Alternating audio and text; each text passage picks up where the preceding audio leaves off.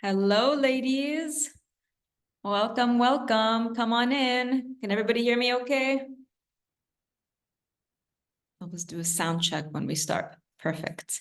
How's everybody doing today?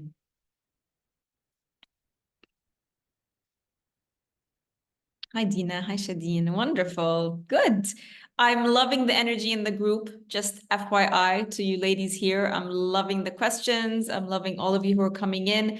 Ask every single question that you need to ask, ladies. I'm going to keep reminding you of this. Nothing is too silly. Nothing is too, this is your safe space, right? It's literally your safe space to not feel embarrassed, not feel shy, not feel ashamed. You get to come in and you get to ask anything. You are going through a huge change. And even the smallest thing might make a big difference to you. So however small or silly you might think your question is, don't think that it's small or silly, and definitely don't apologize. Some of you are saying, I'm sorry, I'm asking so many questions. Don't apologize. Come in, be strong, be forceful. You're here to learn, you're here to heal. And part of that means getting the information that you need. And like I said, this is your safe space to do that and to feel supported, as much support as you need throughout this process. So keep the questions coming, ladies. Hello, hello, Noher. Hello, I'm sorry. I slept yesterday. Oh no, I hope you're feeling better. Noher, are you feeling better today? Good. I'm happy that you're with us. Amazing. Karen's here. Sandra's here. How are you, Sandra? Is Sandra and Noher, and out of everybody who's here right now are ladies who have done this program before. So these ladies can also definitely, Noher, Sandra, Malak is also in here. Rebecca's also in here. Sally's also in here, people who have done it before.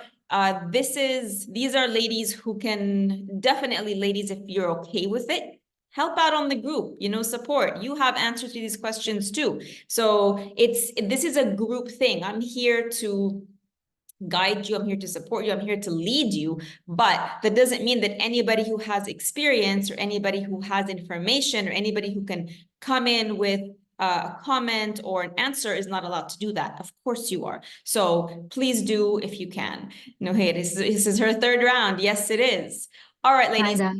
Hi.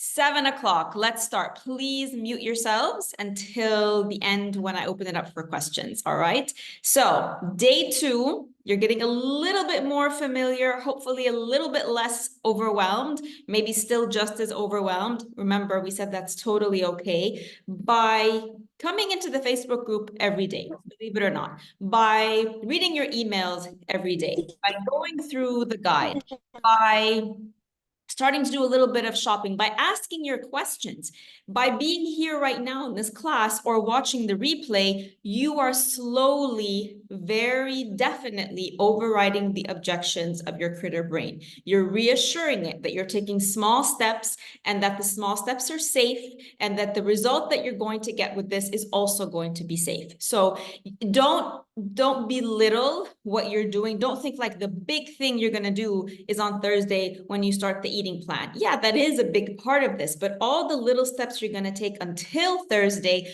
are really key because they're laying the foundation to minimize the objections that are going to come up, to minimize the self-sabotage that might come up. So every time you take a little step, you are reinforcing to your critter brain that this process is 100% safe for you and it's going to work for you and it's going to be amazing. The next step after reinforcement, though, is going to have to be the discipline, the actually taking the action, actually waking up on Thursday and drinking the celery and drinking the smoothie, and it's starting to instill that discipline for yourself. I'm here to guide you and to support you and to motivate you, and I'm your cheerleader the whole way. But the discipline piece, that's all you. If I could come into all of your houses and make sure every morning everything is done and every meal everything is done, I would. But this is something that you have to plant that seed of discipline for yourself. And there's going to be times when the discipline is really strong and times where it might wane. We're humans, but don't expect to just be able to push yourself on motivation, like the momentum of motivation alone. This does require discipline. It does require consistency. It doesn't require so much willpower where you have to force yourself through it. And you'll see, especially when you start to overcome your cravings, we confuse lack of willpower with cravings. I'm going to talk about that later. You're going to see that once you balance your body physically, the discipline becomes a lot easier because you're not thinking of yourself as weak around your cravings anymore or weak around food anymore. So just remember that you're overcoming the objections by taking the small steps daily, and then you're going to have to implement, and that means initiating discipline. So you'll need the two in order to get your results.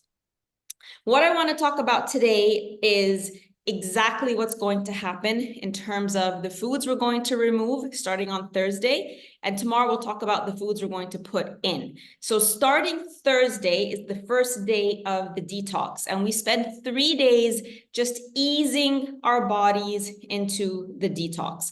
There are several levels of detoxing. If you might know something about detoxing, you might have read about it, but we are doing sort of, I want to say, a mid-level. It's not a very, very deep detox, mid-level detox. The deepest, really the most toughest kind of detox you can do is a water fast. You might have heard about it because we do have somebody who runs water fasting retreats here in Egypt. And this is the hardest kind of detox, in my opinion. Some people will do dry fasting, like how we do in Ramadan, and they'll do that for like 10 days, 12 days. I never really recommend that. But water fasting is a very, very established healing protocol. It's very challenging because obviously you just live on nothing but water, potentially 7 days, 2 weeks, maybe even 3 weeks, even 4 weeks, depending on your condition. But what's really hard about a water detox is the detox symptoms. And we're going to talk about detox symptoms on Wednesday. But with the water detox, because you literally remove everything, the body doesn't have time or space or have to take up energy to break down anything. So the detox withdrawal symptoms happen very fast and very intensely. At these retreats, for example, they have a medical team on hand to help you deal with the detox symptoms because they can be very severe. They're not life-threatening. They're just very, very uncomfortable. So I would never recommend a water fast unless, one, you want to, right? If you really feel like this, you're up for the challenge, you're up to go for it, you're up to feel the heavy detox symptoms. But beyond actually wanting it as just a personal goal or something you want to try for yourself, the only people really who should be doing water fasts are those who have cancer, those who have really, really debilitating diseases that we need to get in there really fast, really deep, and heal as fast as possible. So that's the highest, deepest, hardest level of detoxing. One level down from that is liquid fasting. So juice fasting. So all raw juices, nothing but solids. So you would have fruit juices, vegetable juices maybe, but it's just juicing, all raw, no solids. The one down from that would be combination of fruits and vegetables, still raw, but maybe some of them are whole and some of them are juiced. So as you can see, the more juicing you're doing, the deeper level of the detox that you're doing. Beyond that, we mix a little bit of fruits and vegetables, juiced, raw, and some cooked. So this is the level that we're going to be at in our detox after we're done with the first 3 days. We're going to do smoothies, soups, salads, cooked vegetables, and raw fruits and vegetables. We're basically, like three, 4 steps down from a really, really intense healing protocol. Beyond that is where you would do fruits and vegetables, cooked, raw, but you'd also add in a little bit of animal protein or whole grains and nuts and seeds. And that's what's generally referred to as clean eating. This is still a type of detox, but it's not very deep and it's not very intense. It will still help to heal you, but at a very, very slow pace. So that's what we're starting off with on Thursday. We're doing 3 days of clean eating. So in these 3 days, we're going to remove the list of foods that I'm going to talk about in a little bit. And you're going to get to keep animal protein, nuts, and whole grains. And the reason we do that is that we don't just wake up on Thursday and just all of a sudden plunge your body into a deep detox, because some of you might on, today or tomorrow, there might be that fear that you're not going to have, your favorite foods for a while. Some of you might go and binge, you might go and have pizza and burgers and sandwiches and cakes and cookies, which is fine, by the way, completely fine. But if we go from that to waking up on Thursday to doing a very, very deep detox, this is going to be very hard on your liver, very harsh on your liver. And the detox symptoms are going to be really quick and really severe. So we just want to ease the liver into it.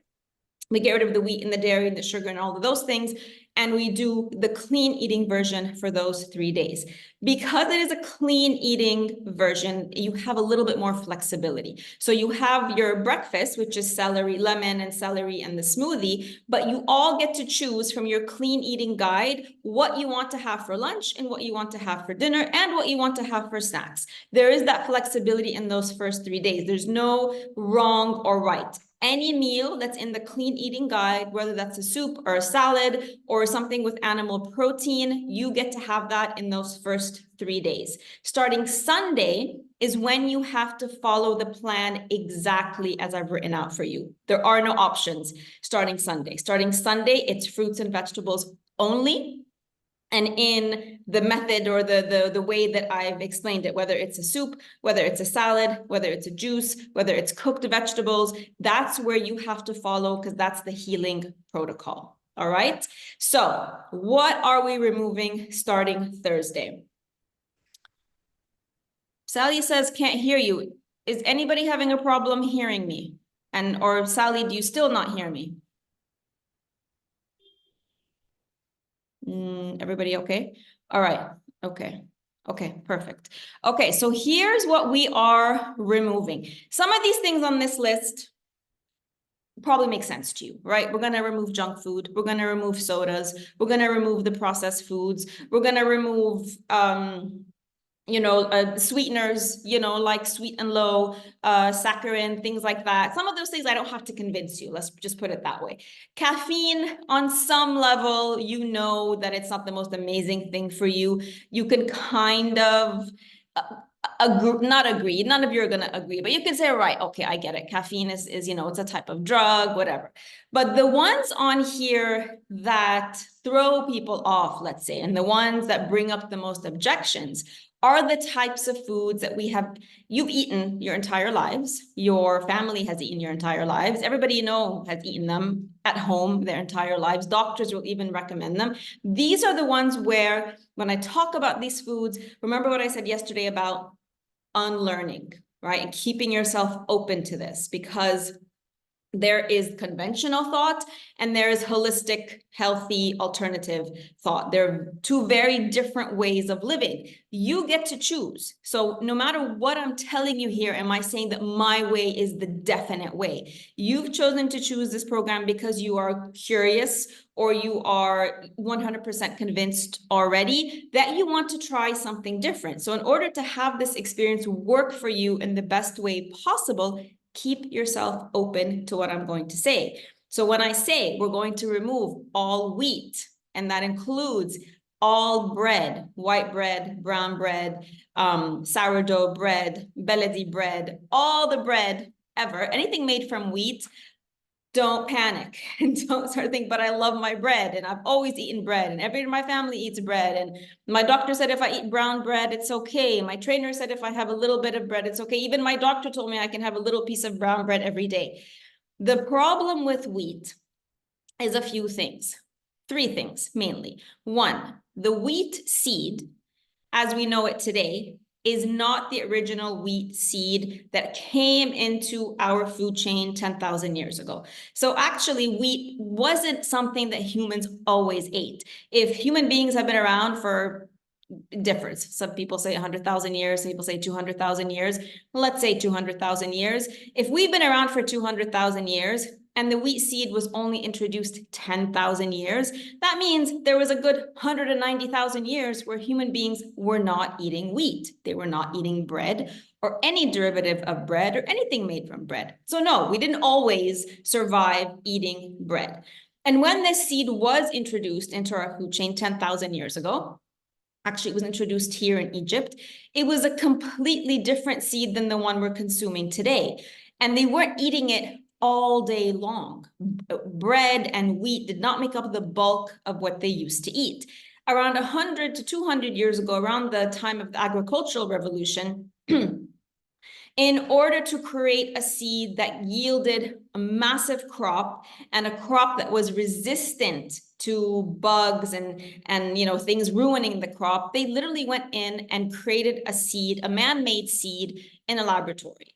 And this seed is literally one molecule away from being plastic. It's called the genetically modified seed. And it's this seed that is, for the most part, used all over the world, in North America, the USA, Canada, and it's a seed that we import and we use here in Egypt. It's not so much used in Europe. They have more strict regulations and legislation around food. So that's why you might see, if you've ever been to Italy, for example, and you have bread or you have pizza and it doesn't bother you, versus if you have bread and pizza here, or you travel to North America and you have anything made with wheat, it makes you bloated, it makes you not feel well. Those are actually two different seeds.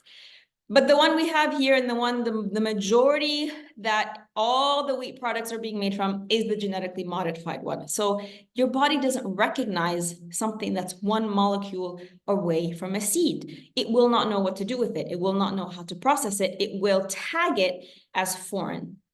The second problem with wheat is that it turns into sugar.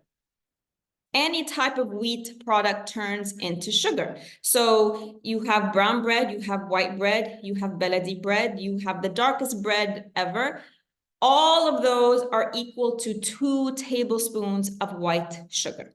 So anytime you have a piece of bread, anytime you have cereal, anytime you have a cake, anytime you have pasta, anything that's made from wheat, you are consuming the most toxic form of sugar. And the body, again, is going to tag this sugar as toxic. And this is the sugar that, if you consume it regularly, is the one that leads to insulin resistance, prediabetes, diabetes, and all the other problems.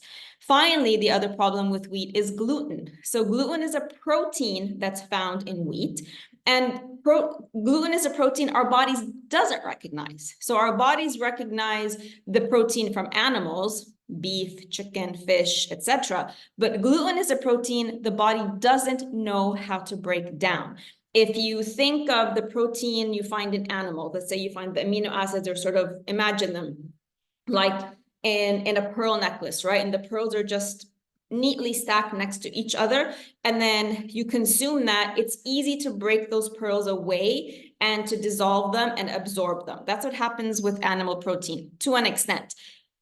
The gluten proteins are more like clusters of pearls. So imagine a necklace of pearls clustered together, not in a nice, neat line. So when they go into your digestive system, they can't break apart. They stay like this. The body can't release them. And they stay clustered as they travel through your digestive system, injuring and sort of scratching the inside of your digestive system, leading to something that we call leaky gut, which is basically little tiny perforations inside your intestines that leads to basically all the symptoms that you could possibly think of are a direct result of this. So it's anything made from wheat and all these processed foods, we call them dry, dead, and dumb foods. They are dry, as you can see. They have 0 nutritional value. So an essential food is something that when you remove it, your body suffers as a result. There's no such thing as an essential processed carbohydrate, which is what bread and pasta and cereals are. They're essential processed carbohydrates. When we talk about essential carbohydrates, we're talking about fruits and vegetables. That's what a carbohydrate is, a fruit and a vegetable. So that's why that has to go. The second main food that needs to go on that list is dairy. Again, another one where it's like, what? Dairy? No, we need calcium. Yes, you need calcium. You don't need it from dairy. Calcium is very important, obviously, as we all know, for bones, but dairy, milk, is baby food for a baby cow. So the big mother cow gets pregnant, and then when she delivers her baby, her milk comes in, and this is the milk for her babies, exactly the same way that we do as humans. But for some reason, humans have decided that we want to drink this milk also. And if you were to look in nature, we are the only mammals that once we're weaned off our own mother, we continue to want the milk of another animal. No other mammal in nature does this. They all just drink the milk of their mother. Once they're weaned off, they're done, okay? I don't know where it happened or where we evolved. At what point in our history did we decide, right, let's take the milk of this other animal? So at its core, this is what milk is. She's like you, the mother cow, she's producing milk for her baby. So imagine how big a cow is. She's huge, right? Cows are huge animals. They have 4 stomachs to digest this milk, because this milk has components and proteins that need to be broken down, and it's too difficult for our one stomach to break down. We have 1 stomach. Cows have 4 stomachs to break down this milk. So even in the way that what the composition of this milk is, it's not made for us to break down. It's made for a huge cow that, I don't know how much they weigh, like a couple hundred kilograms maybe. And they have 4 stomachs to break it down. And it's made to grow a baby calf, which is already quite a big animal in comparison to humans. It needs to grow this calf from a calf to a big cow. So imagine the kind of power and imagine the kind of digestive system that needs to be able to handle this food that grows a calf into a cow. But of course, not only did we decide to drink the milk of this cow, we decided that, you know what, we're not going to let the cow just produce the milk naturally on her own. We want her to produce milk all the time. So we put these cows in factories, in industrial farms. And how do you make a cow produce milk? I mean, all the time. We're all women here. If you've ever had a baby, if you've ever breastfed, you know that your milk only comes in when you deliver. And then it's not even sometimes that easy to maintain your supply. So how do you get a cow to continue to lactate for years on end? You give them hormones. So they put them in these big industrial farms, they fill them with hormones, they continue to lactate. And then they put all these cows like crammed, if you've ever seen pictures of these farms, cram them all together. And then of course you don't want these cows to get sick so they don't infect each other. So they're given antibiotics continuously so that they're not getting sick and they're not infecting each other so that they don't all die off. So they've been given synthetic hormones, they've been given antibiotics, they don't make each other sick. And then how are they feeding them? So if you see a cow in nature, she has her baby, they just eat grass. If you were just to leave a cow on its own the way it's supposed to, they graze on grass and nothing else. But in these farms, they want to plump them up and they want to plump them up fast. So these cows, top of the hormones, on top of the antibiotics, they're given grains, they're given soy, they're given leftover bits of other animals, they're given garbage, they're literally given anything and everything. So they're not even eating a diet that is natural to what they would be eating in nature. So what do you end up with then? You end up with this poor cow who, when you see her udders, because of the hormones, imagine if you've ever breastfed and you had mastitis, for example, right? Or you didn't breastfeed for a few hours, so your breast got really full. That's what the udders of the cow are like all the time. So when they come and milk her, she has got pus, there's blood, there's all sorts of things coming out with the milk. The synthetic hormones, the antibiotics, plus her own hormones all end up in the milk that turns into the yogurt, that turns into the cheese, that turns into the ice cream. All of that ends up in the products that you consume.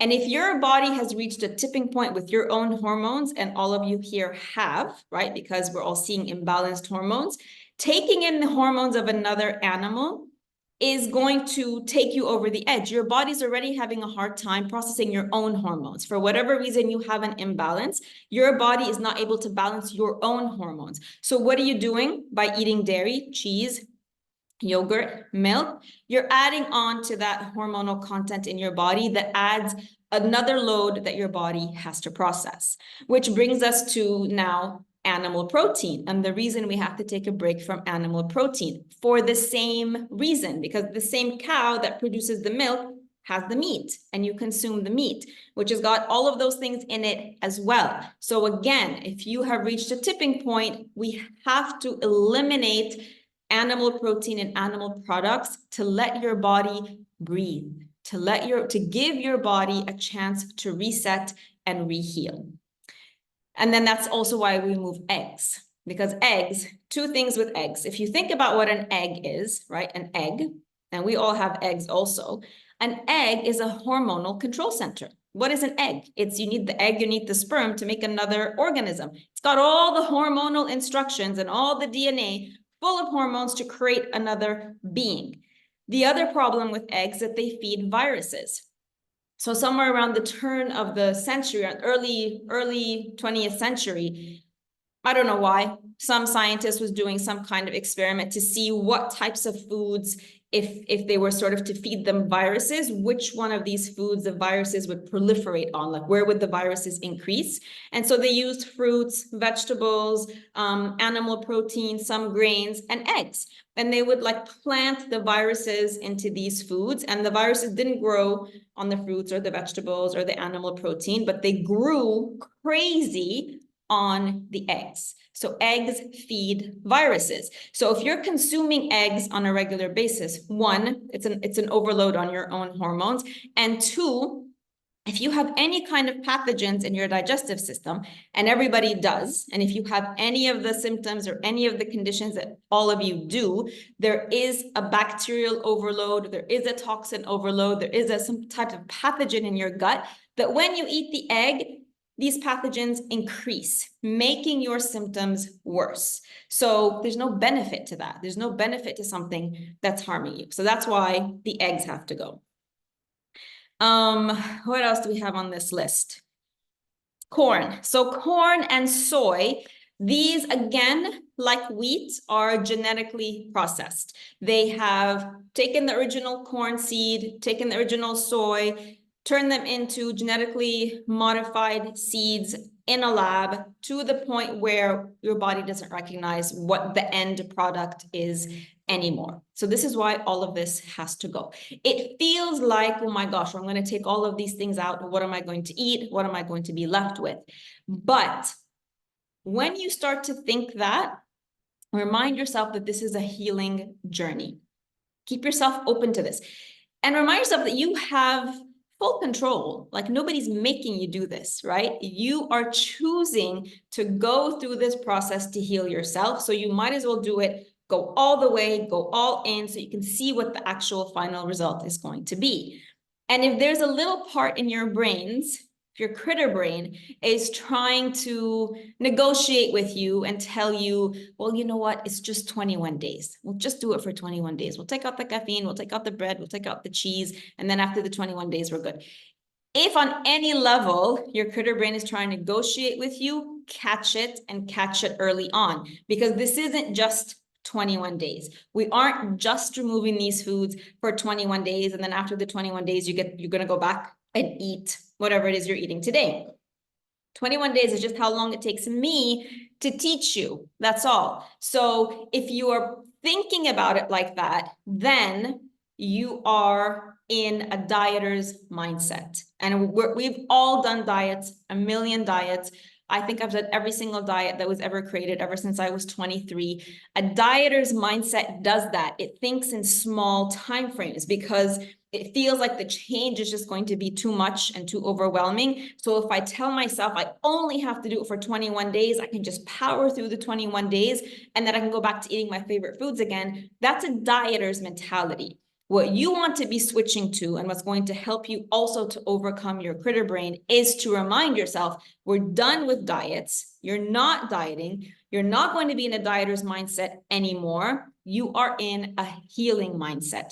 And a healing mindset doesn't see deadlines. It doesn't see timeframes. It doesn't see restriction. It doesn't see deprivation. It doesn't see, oh my God, I'm never going to eat my favorite melted cheese sandwich again, or I'm never going to have pizza again. A healing mindset is about abundance. It's about opportunity. It's about, let me see what I can do. What is the best way for me to serve my body, to heal my body? And let me see, however long it takes. I'm in this for the long haul. I'm in this for a journey. So catch your critter brain if it's trying to convince you that it's just 21 days. That is a dieter's mindset. We want to shift from that to a healing mindset.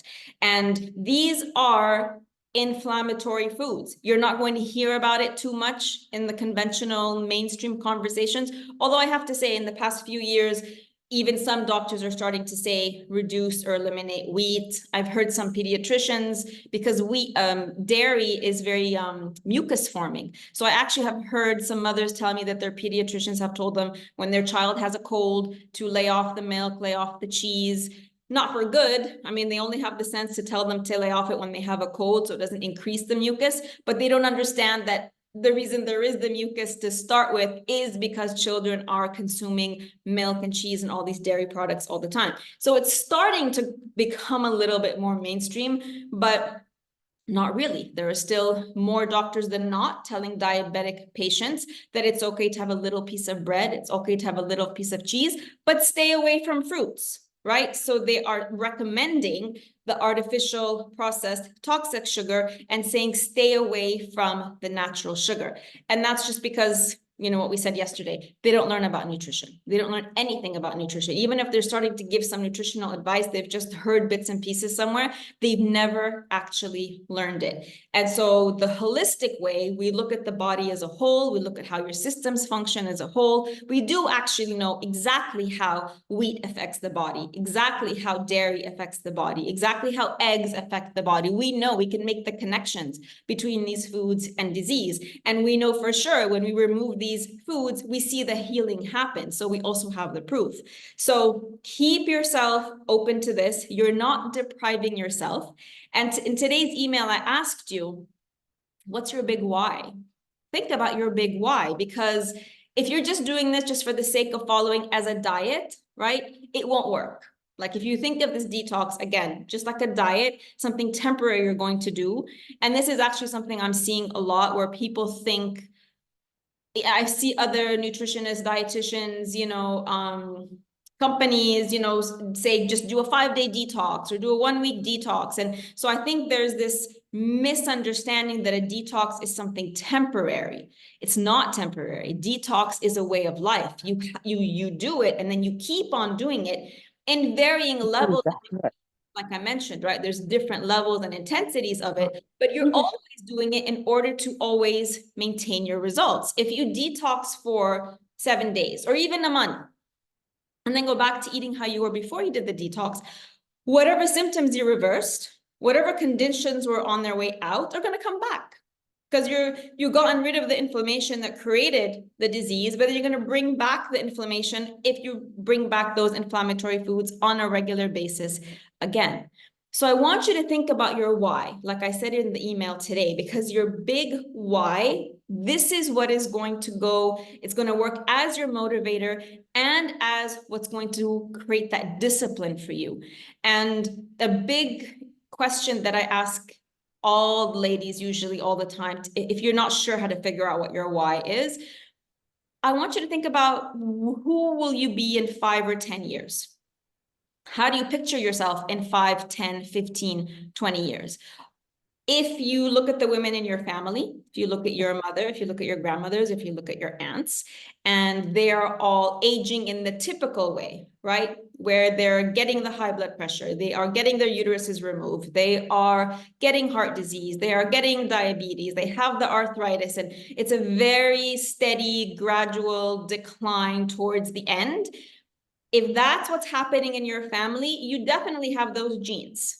For sure, but you inherit the weakness and the tendency to all of these. You don't inherit the actual manifestation. The manifestation only happens if you actually live and breathe and eat and move and deal with your emotions in exactly the same way that everybody in your family has. You've decided today you're going to do something different, which means you're going to go on a different path, which means you might not necessarily get diabetes or arthritis or whatever illness runs in your family, because you are going to change how you're eating, the things you're going to put inside your body, what you're drinking, the products you're going to be using, how you're going to process your emotions. And this is going to completely change that trajectory. So knowing that you are able and you have the power to change that, how do you see yourself in 5, 10, 15, 20 years, depending on your age? Do you see yourself as one of your female relatives? Is that how you want to be? You definitely get to do nothing, but know that that's going to be the end result. Or do you see yourself vibrant, healthy, symptom-free, disease-free, medication-free, being able to do everything you want to do as you get older? Because that's also a choice, and you get to do that, but that also requires the discipline and the motivation to do that. So think about it. How do you want to be? I know for myself, I think my biggest why is that I don't want to be a burden. When I think about my family, I think about my kids, and I've seen people in my family, the elders in my family, they didn't know, right? So unfortunately, they didn't have the advantage that we have, that we know that we can choose a different way to age. So knowing that, I know I don't want to be God willing, right? Everything's up to God, but God willing, I don't want to be a burden. So that means I have to take that responsibility.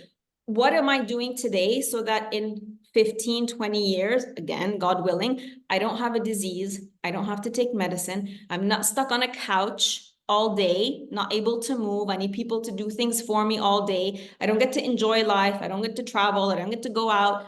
All of this is within your control. You get to choose how you end up in your future. I call it your future self. How do you see your future self? So if you've had, you were wondering, like, what is my big why? Your why could be to lose weight.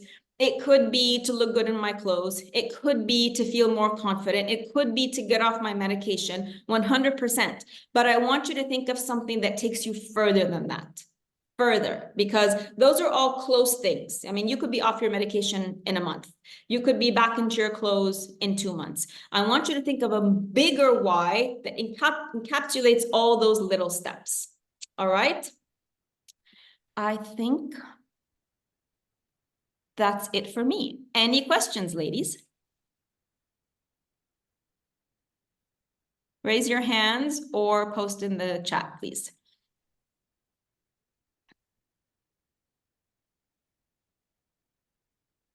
Shehnaz, go. Shehnaz is also a longtime client. She can tell you a lot. Unmute yourself. I can't hear you. Hi, Dana. How are you? Hello. How are you doing? Yes, I'm so happy that I'm in the program. Yay. We're so happy to have you back. Fine, thank you. I'm so excited. Good. Thank you. Yes, I'm so happy. I'm so excited too. I have several questions, please. Go ahead. Hi all. What about the chocolate, dark chocolate in the morning with almond milk? Is it okay? No dark chocolate. Can you hear me?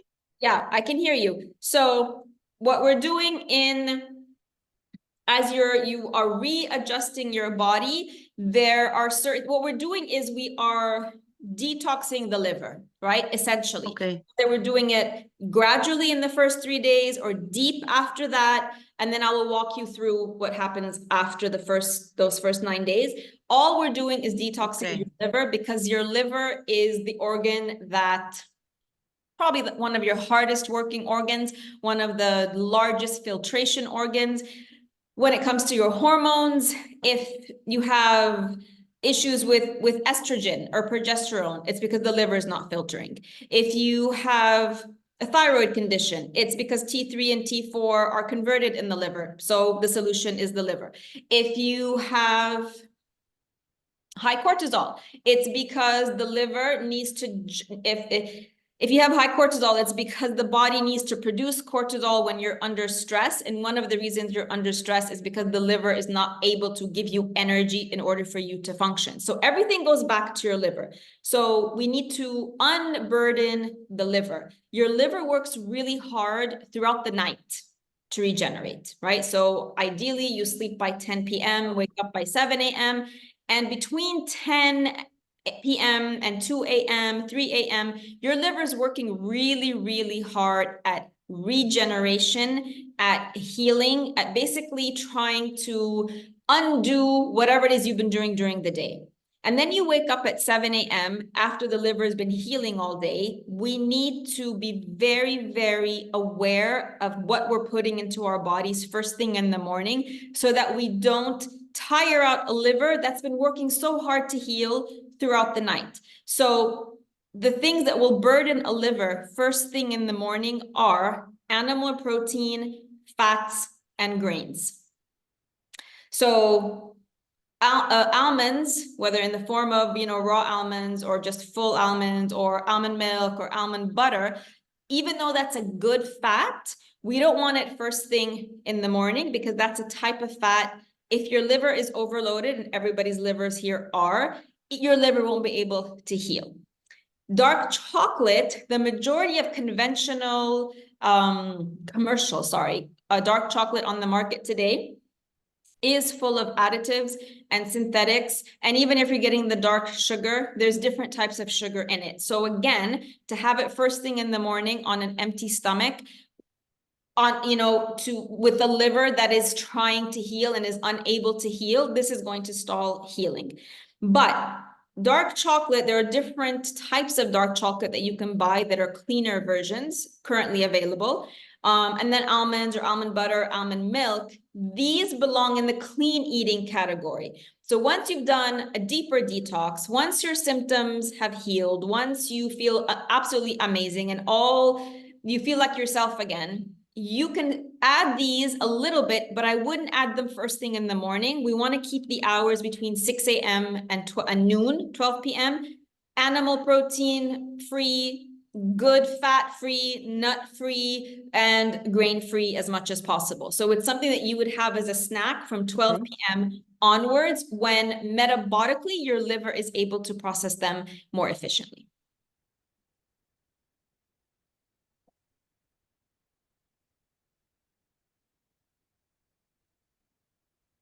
Shahi? Okay, she froze. Shahi, I'll come back to you. Oh, you hear me? Okay. Shahi, why don't you post your questions in the chat just because your connection seems to be, and we lost her. Okay, I hope she heard me. Abir, go ahead.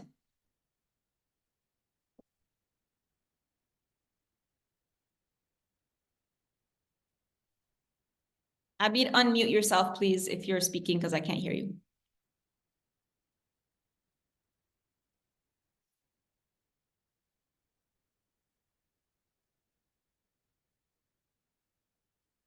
No? Okay, I'm gonna look at the questions in the chat until Abir or Shahi come back. Steffi, is it the same way the cows are raised in Egypt? Yes, unfortunately, it's the same way the cows are raised everywhere.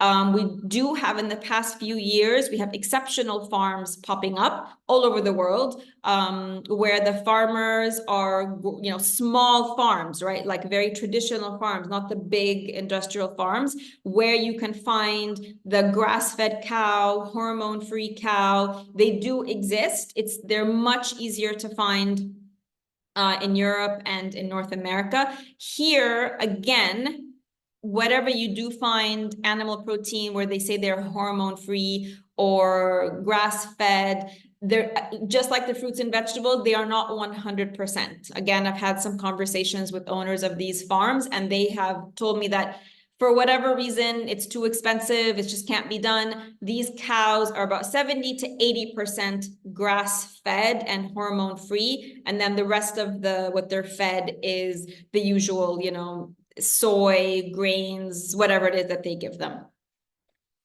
Rania, I can't find mangoes for the daily smoothie. Can we use any other fruit? If you can't find, generally, if you can't find any fruit or vegetable fresh, look for it frozen. So you might be able to find it frozen, then you can use it frozen. If you don't find it frozen, you could either omit.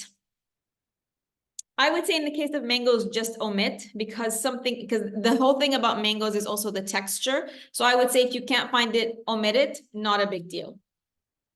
And are we going to be drinking the same smoothie every day? For the first part of the program, yes. Once you've established that routine, once you start to heal from your symptoms, I mean, I don't drink the same smoothie every single day. I've been doing this for 10 years, right? You have different smoothie recipes that I've given you, but I do need you first to establish the healing protocol with that same smoothie first. Yes. Shadeen, there are mangoes at Saudi, breakfast rabbit. Thank you. Yes, Shadeen, thank you so much. Steffi, is nutritional yeast what you mean by yeast? No, I mean the yeast that they use in bread. But thank you also bringing up nutritional yeast. Like nutritional yeast is not something that it's not like a common food ingredient, but it is something that's we also leave out. Can you give us insight into why celery alone is better? It's just more potent in that it's one of those things that when you consume, it goes straight to your liver. Celery has a lot of healing properties, and we want the body to maximize on those healing properties and those alone without it being mixed with something else. If you mix it with something else, will it not work? No, of course not. It will still work. Like especially, here's the thing about celery. Especially if you're in Egypt. If you're living in Dubai or the UK, I think those are the only two, either Dubai or Canada. Rebecca's in Canada. You have access to much higher, better quality celery than we do. You won't have this problem. But in Egypt, celery is a relatively new product to the country. And even though they're growing it here, it is seasonal. Other countries, you get it all year round. It's seasonal. And some of the seasons, even when it comes into season, it can be very, very bitter, even the long light green one. So I want you to get into the habit of drinking it. So, and some of the batches are more bitter than others. Like it's really hit and miss with the celery in Egypt. So if you find that you got a batch that's horribly bitter, no, of course, mix it with lemon. Mix it with an apple to sweeten it. It's not going, you're still eating fruits and vegetables in their purest form. So it's not like it's not going to work. It's like the levels of detoxing, right? But you want it to work. The best way and the fastest way and the most intense way is to have it by itself. Mix it in with some other things because it's just not drinkable sometimes. Then yes, by all means do that. Do what you need to do to make it sustainable. Can you explain why the higher juice content, the deeper the detox? Because juice is medicine. So imagine juice is you've literally extracted the vitamins and the minerals and the live enzymes, more importantly, from those fruits and vegetables.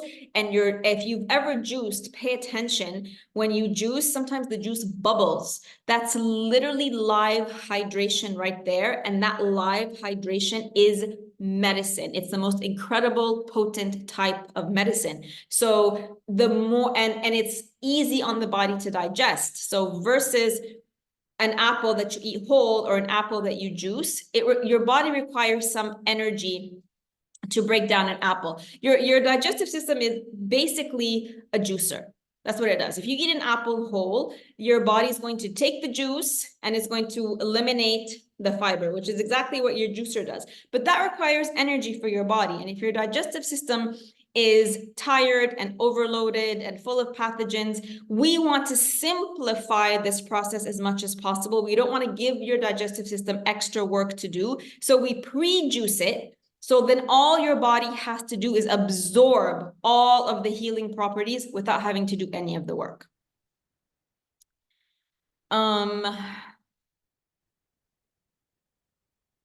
Okay. You said that on yes.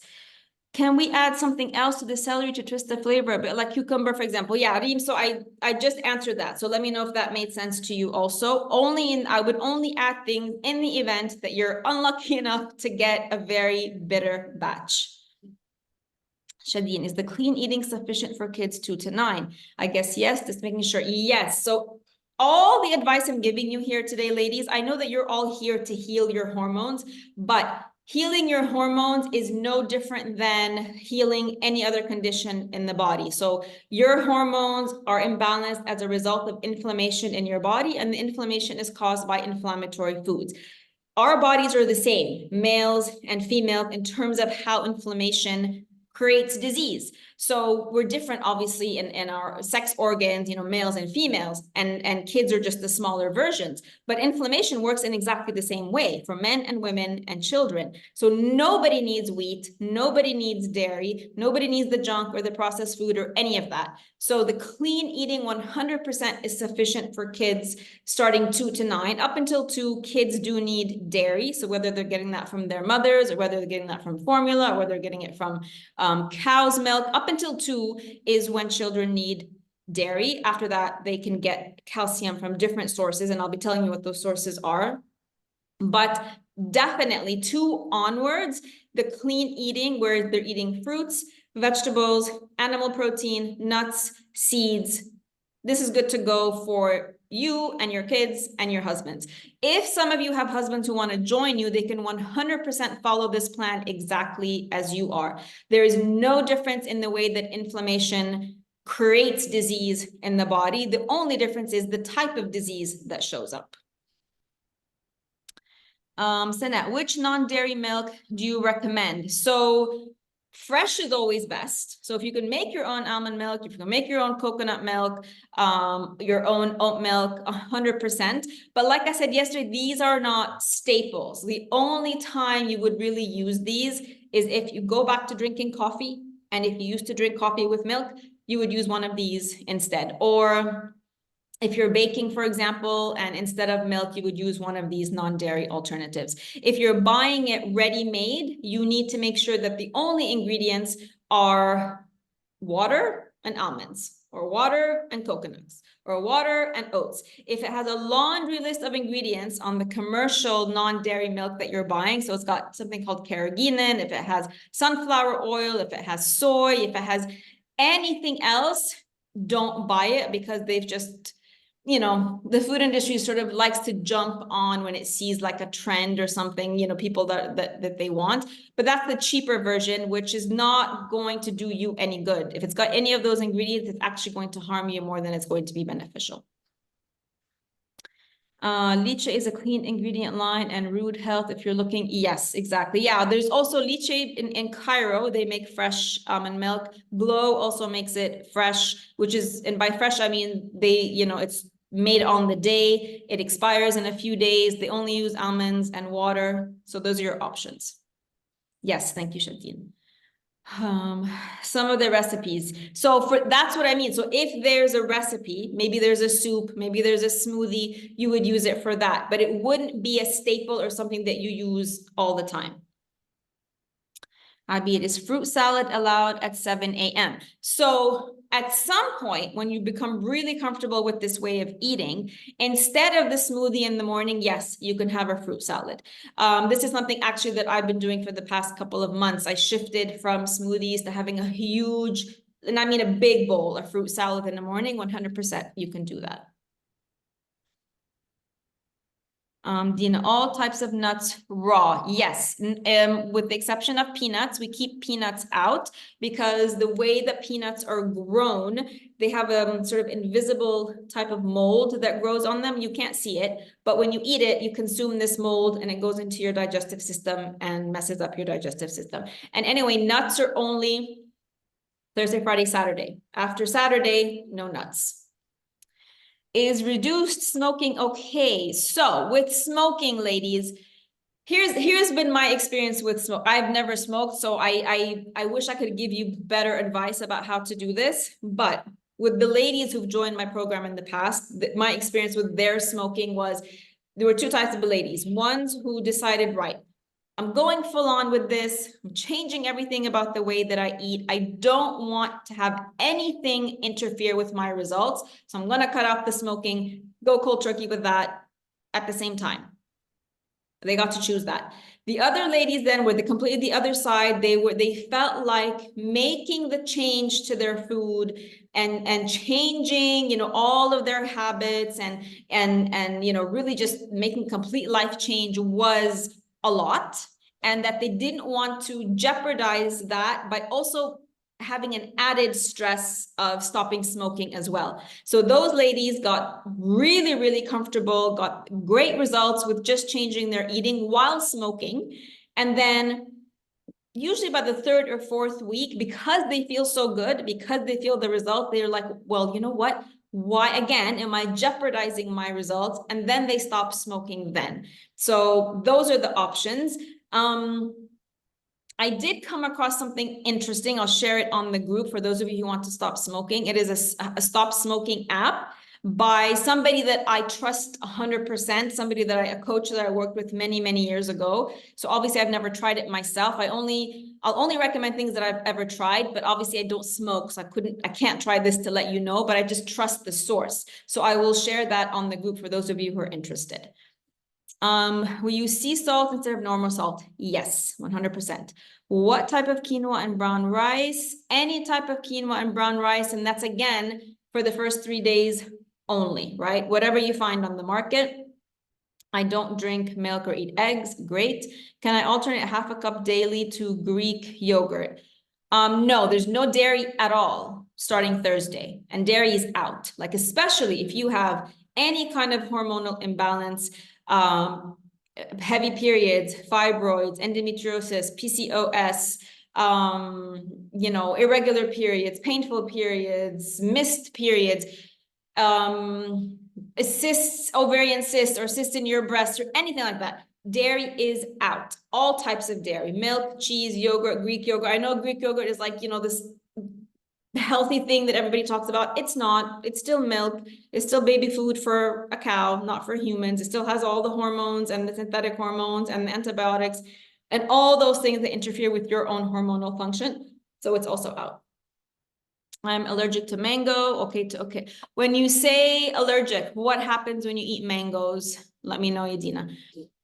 Shehi, sorry, lost connection. No problem. Can you give us some ideas of hot drinks or herbs? You can have any non-caffeinated herbal drink that you want at all, especially during this cold weather. You have the drinks that are part of the program. So you have the lemon balm and you have the hibiscus. I want you to have those. So you're not going to replace those. So those are really key to the healing process, to make sure you have those. Obviously, if you have low blood pressure, I would stay away from the hibiscus, but the lemon balm for sure. Throughout the day, then, if you want to add more, you can have chamomile, you can have peppermint, you can have sage, you can have, you know, there's some, you know, herbal mixes. 100% you can have anything as long as it's not caffeinated and as long as it doesn't have any added sugars. So always check the labels. Where do I get lemon balm tea? There is a link for that in the shopping list, and I recently came across another place that also sells it. I will also link that in the group. Dina, is tuna okay for seafood protein? So generally, tuna, if you have anything once in a while, it's not a problem. So tuna every once in a while is not a problem. The problem with tuna, or the worry with tuna, is the mercury content. So there's different types. Some of them have more mercury, less mercury. Then of course they come in a package. So the packaging is also a concern. You want to make sure you have the packaging that is the least toxic packaging. So it's not something that I would say, one, if you're going to have it fresh. Tuna steak is always better than canned tuna. And then if you are going to have the canned tuna, it's not something I would be having every single day or a few times a week at all, because of the mercury content and because of the packaging. But if something you want to have in those first 3 days, yes. Shadeen, do the shelled peanuts also have that layer? Yes. You mentioned corn is like wheat, GMO, etc. Do you mean like sweet corn? All the corn, any type of corn. And one of the bigger problems with corn is how they turned it into something called high fructose corn syrup.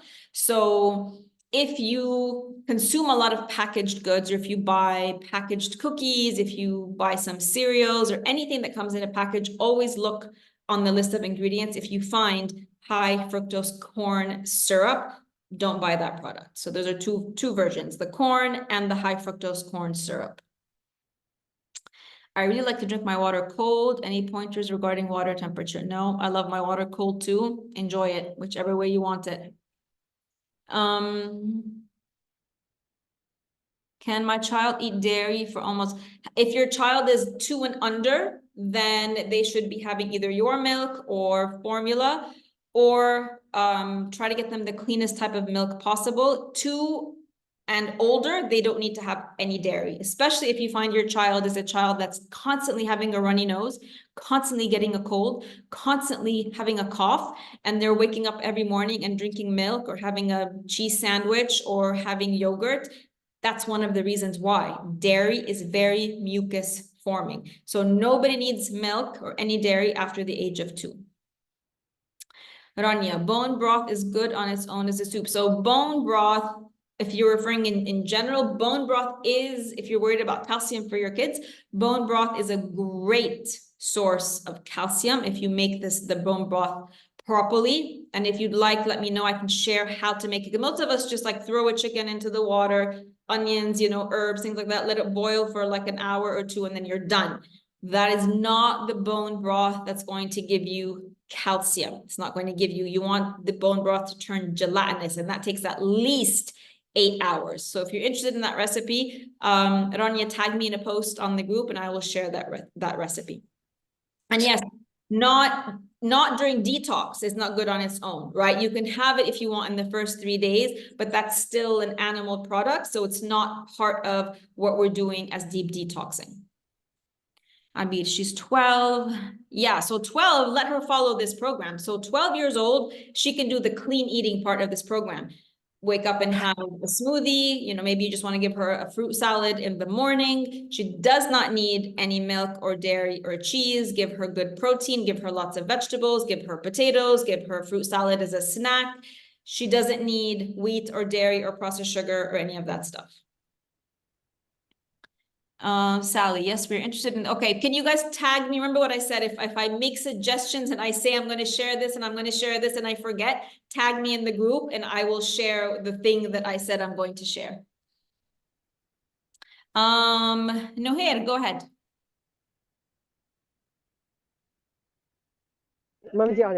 Yes, Dana.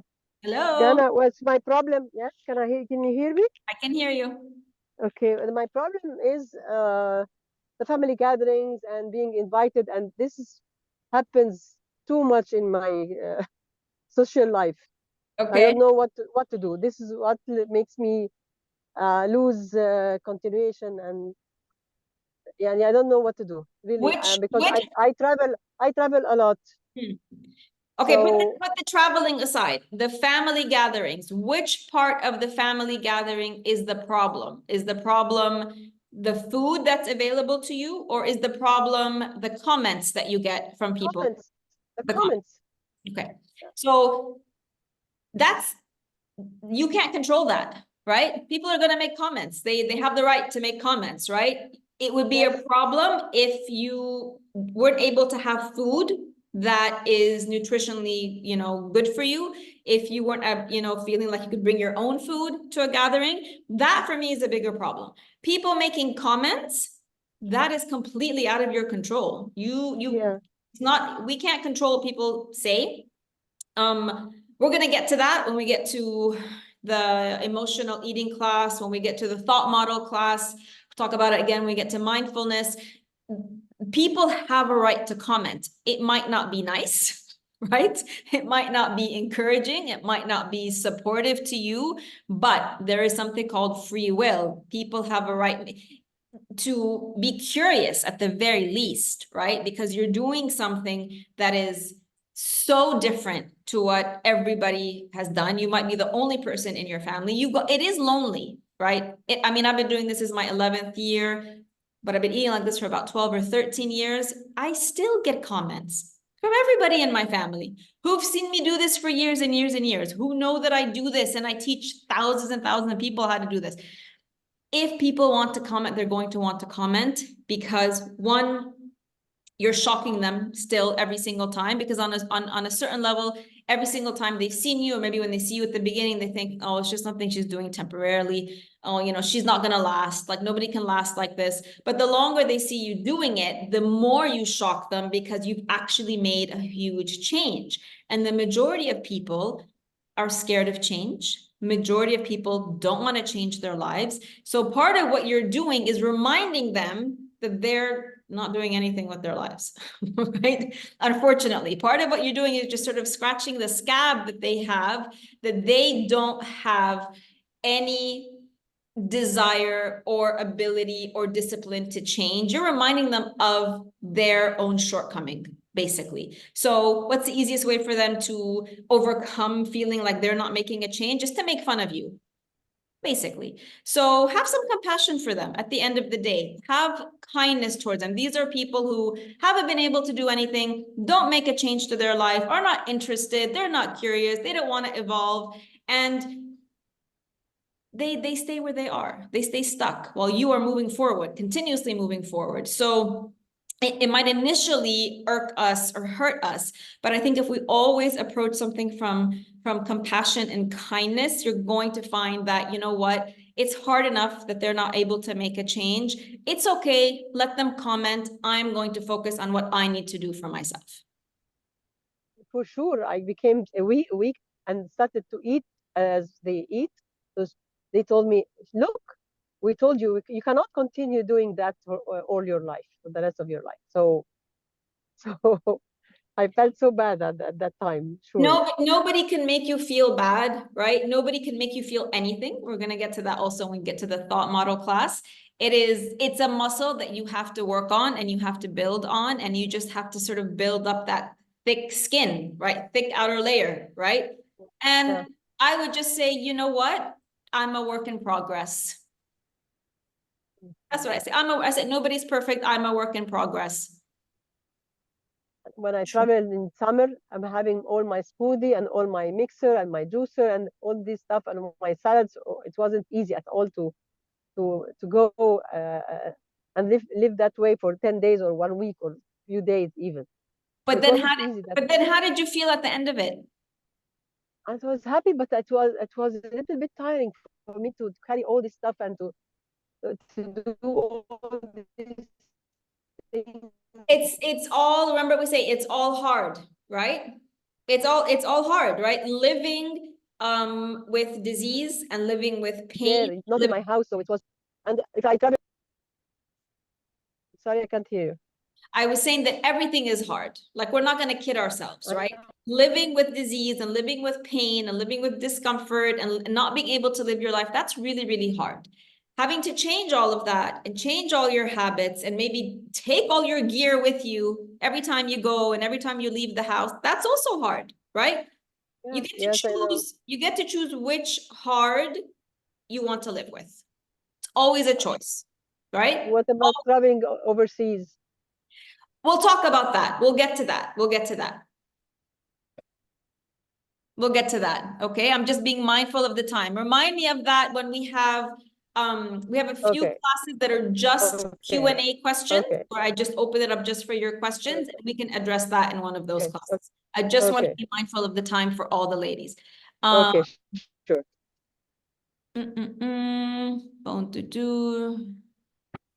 Shadeen, read different things. Can we heat olive oil or avocado oil? Yes, you can. Perfectly safe.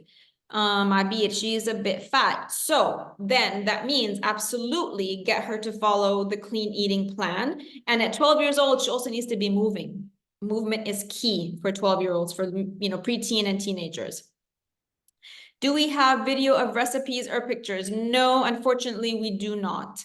Oh, she does exercise, she plays basketball. Okay, so if she's eating any of the foods I mentioned, if she's waking up and having milk and cheese and bread or cereal and taking a sandwich to school, and if she's eating pasta at home and lots of rice, this is why she's gaining weight, because the body doesn't know how to process these foods. As soon as you remove these foods and literally literally follow the clean eating plan.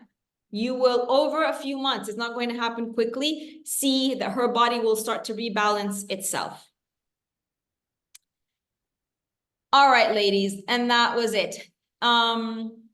Thank you so much, ladies, for another great session. I will post the replay and I'll be back here again, same time, same place. Keep your questions coming into the group. Make sure to post your takeaways when I post the replay, right? So I tag everybody. Tell me what your main 1 to 3 takeaways from today's session was. If you haven't done it for yesterday's session, please go back and do it for that session also. And I will see you all again tomorrow, same time. Good night, ladies.